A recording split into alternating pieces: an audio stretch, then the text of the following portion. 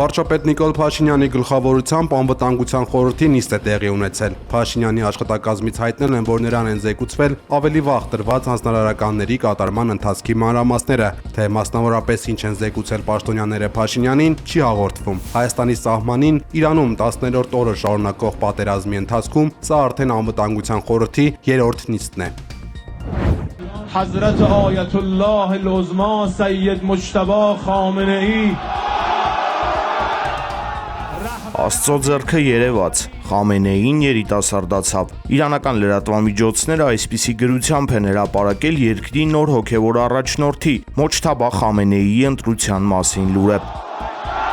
Ալլահու ակբար Ալի Խամենեիի երկրորդ որդուն Իսլամական Հանրապետության փորձագետների խորհուրդը ընտրել է գրեթե միաձայն։ Մոջթաբա Խամենեին երկրի երրորդ հոգևոր առաջնորդն է։ Նրա հայրը սպանվել է փետրվարի 28-ին Ամերիկա-իսրայելական արձակման առաջին օրը։ Ֆարս լրատվական գործակալությունը փոխանցում է, որ երկրի նոր հոգևոր առաջնորդի երթմնակալության արարողությունը տեղի կունենա այսօր Թեհրանում։ ԱՄՆ նախագահ Դոնալդ Թրամփը ի դեպ դեռ վաղաժամ է համարել մեկնաբանել ընտրությունը, իսկ ավելի վաղ նա նշել էր, որ ով էլ այդ պաշտոնում լինի, պետք է իրենց հավանությունը ստանա։ ԱՄՆ ներկայացուցիչների պալատի հետախուզության հանձնաժողովի նախագահը հայտարարել է, թե երկիրը Իրանի հետ պատերազմում է 1947 թվականից։ Այս հայտարարությունը կասկածի տեղիք է տալիս, քանի որ թեև հարաբերությունները տասնամյակներ շարունակ ծայրահեղ լարված են, սակայն 1947 թվականին ԱՄՆ-ն ու Իրանը դեռևս մտերիմ դաշնակիցներ էին։ Թշնամանքն ու պատերազմական մթնոլորտը սկսվել են 1979 թվականին, իսլամական հեղափոխությունից հետո։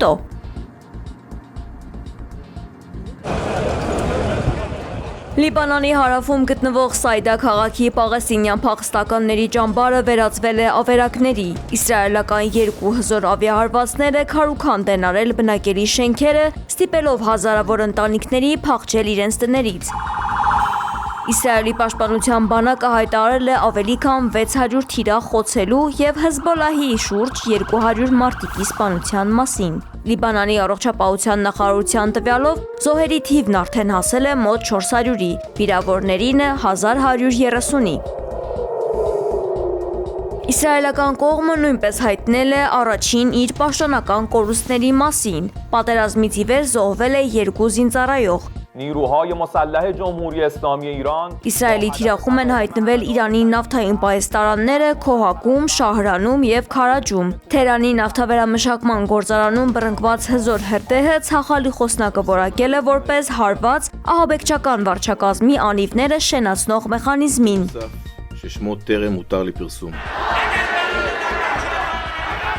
Իսլամական Հանրապետության երրորդ գերագույն առաջնորդի նշանակումից հետո Թեհրանի Վանակ հրապարակում մարդիկ տոնել են, մինչդեռ Դոնալդ Թրամփը հեգնանքով նշել է, որ նոր առաջնորդը երկար չի ձգի։ Վիեննայի կենտրոնում հազարավոր մարդիկ դուրս են եկել փողոց, բողոքելով ԱՄՆ-ի և Իսրայելի գործողությունների դեմ և նախազգուշացնելով գլոբալ գնաճի և նավթի գների թռիչքի մասին։ Բեյրութի հարավային Դահիե արվարձանում իսրայելական հրթիռային հարվածի հետևանքով վայրկյանների ընթացքում փլուզվել է Հեզբոլլահի բանկի շենքը։ Իսրայելի պաշտպանության բանակը կրկին կոչ է արել թաղամասի բնակիչներին տարհանվել։ Բանակի արաբախոս ներկայացուցիչը զգուշացրել է, որ Հեզբոլլահի օբյեկտների գտնվելու վայրերը շուտով թիրախավորվելու են և տարհանումն անհրաժեշտ է նրանց անվտանգության համար։ NetBlocks միջազգային մոնիթորինգային ծառայությունը հայտնել է, որ Իրանում արդեն 10 օր շարունակվում է ինտերնետային բլոկադան։ Կապի արագությունը կազմում է նորմալ մակարդակի ընդամենը 1%-ը։ Մոտ 90 միլիոն իրանցի զրկվել է հաղորդակցությունից։ Բջջային հեռախոսակապը խափանվել է ԱՄՆ-ի և Իսրայելի հարձակումների պատճառով։ Համացանցի հասանելիություն ունեն միայն պաշտոնյաներն ու պետական լրատվամիջոցները։ Թուրքիան 6 F-16 կործանիչներ եւ հակաօդային պաշտպանության համակարգեր է տեղակայել հյուսիսային Կիպրոսում, տեղի թուրքական համայնքի անվտանգությունը ուժեղացնելու նպատակով, հայտնել է Թուրքիայի պաշտպանության նախարարությունը։ Տարածաշրջանում իրավիճակը սրվել էր դեռևս անցյալ շաբաթ, երբ ՆԱՏՕ-ի հակաօդային պաշտպանության ուժերը Թուրքիայի օդային տարածքում խոցել էին Իրանից արձակված բալիստիկ հրթիռ։ Թուրքիան շաբաթ օրը խստորեն զգուշացրել էր Թեհրանին զերծ մնալ իր ուղղությամբ նոր հրթիռներ արձակելուց։ Միևնույն ժամանակ Անկարան քննադատել էր եվրոպական երկրների ռազմական տեղակայումները Կիպրոսի հարավային հատվածում, նշելով, որ նման գործողությունները ռիսկային են եւ կարող են կղզին ներքաշել լայնածավալ հակամարտության մեջ։ Իրանի նախագահ Մազուդ Փեզեշքյանի եւ Ադրբեջանի նախագահ Իլհամ Ալիևի միջև կայացած հեռախոսազրույցից հետո Ադրբեջանը այսօր առավոտյան բացել է Իրանի հետ սահմանը բոլոր տեսակի բեռնափոխադրումների համար։ Հեռախոսազրույցի ընթացքում Իրանի նախագահը հայտնել է, որ Նախիջևանի օդային հրետակոծությունը կապ չունի Իրանի հետ եւ հավաստիացրել է, որ միջադեպը մանրամասն կհետաքննվի։ Փեզեշքյանը նաեւ շնորհակալություն է հայտնել Ալիևին Իրանի դեսպանատուն այցելելու, Գերագույն առաջնորդ Այաթոլլա Սաեդ Ալի Խամենեյնի ու բազմաթիվ քաղաքացիական անձանց մահվան կապակցությամբ ցավակցելու, ինչպես նաև Իրանին մարդասիրական օգնություն ցուցաբերելու պատրաստակամության համար։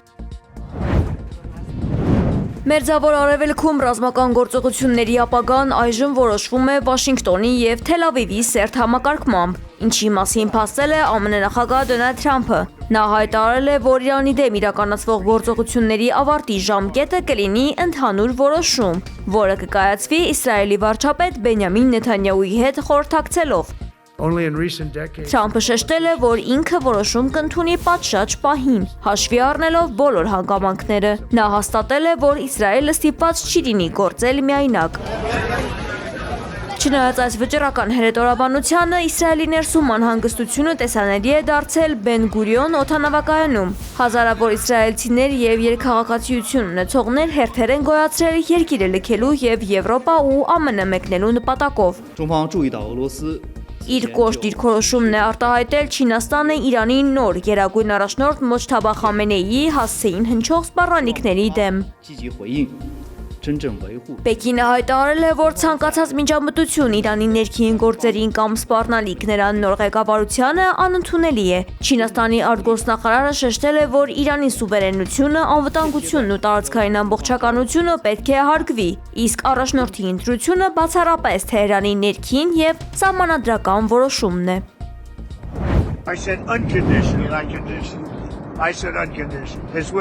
ԱՄՆ նախագահ Դոնալդ Թրամփն իր անհանգստությունն է հայտնել Fox News-ին Իրանի նոր առաջնորդի ընտրության կապակցությամբ։ Թրամփն ավելի վաղ էր դժգոհություն հայտնել Մոջթաբայի թեկնածության հարցում։ Իսրայելն իր հերթին արդեն նախազգուշացրել է, որ նոր առաջնորդը դառնալու է իրենց թիրախը։ Թրամփը շեշտել է, որ Իրանը վաղուց կոչնչացներ Իսրայելը, եթե ինքն ու Նեթանյահուն միասին չաշխատեին։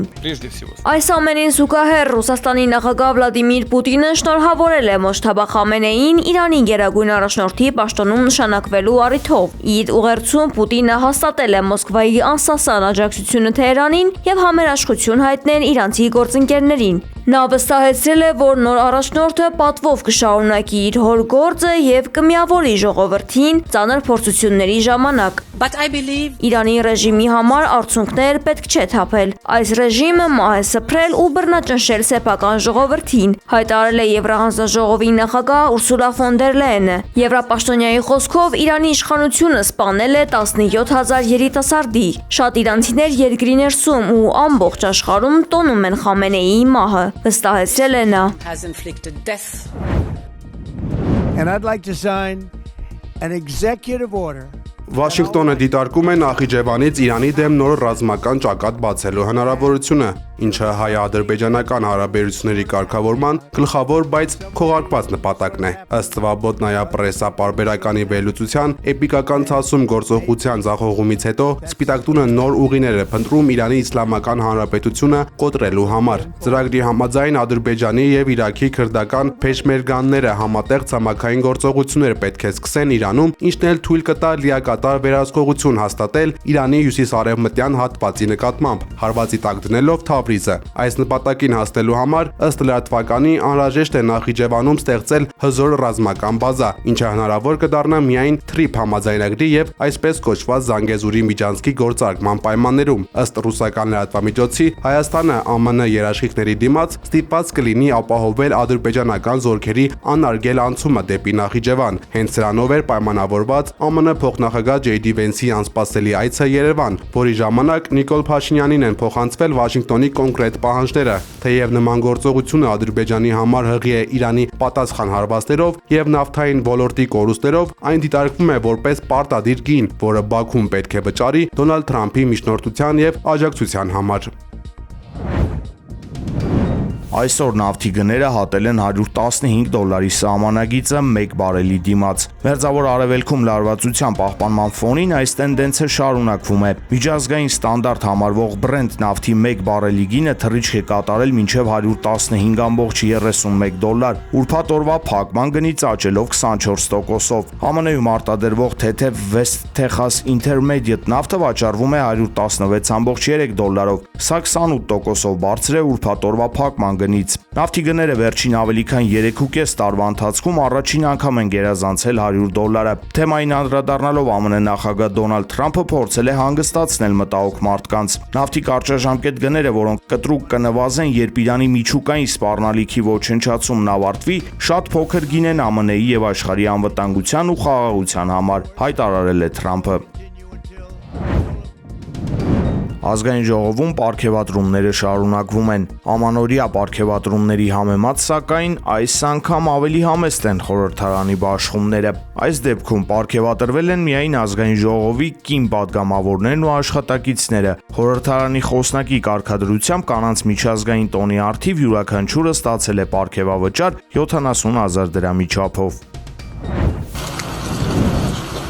Հայաստանի եւ Ադրբեջանի քաղաքացիական հասարակությունների երևանյան վերջին հանդիպմանը ծախսվել է մոտավորապես 14.5 միլիոն դրամ։ Այս մասին հայտնել է Հայաստանի անվտանգության խորհրդի գրասենյակը պատասխանելով Sputnik Armenia-ի գրավոր հարցմանը։ Խաղաղության կամուրջ նախաձեռնության շրջանակում անցկացված երկկողմ կլոր սեղանը կայացել է ընդամենը 2 օր՝ փետրվարի 13-ից 14-ը Երևանում։ Ռուսաստանից հացահատիկի հերթական խմբաքանակը կներկրվի Հայաստան Ադրբեջանի տարածքով։ Նշվում է, որ 7 վագոնից բաղկացած եւ ընդհանուր 488 տոննա քաշով բեռնատար գնացքը Հայաստան կհասնի այսօր։ Նշված երթուղով հացահատիկի եւ վառելիքի ներկրումը շարունակվում է նախորդ տարվա նոյեմբերից։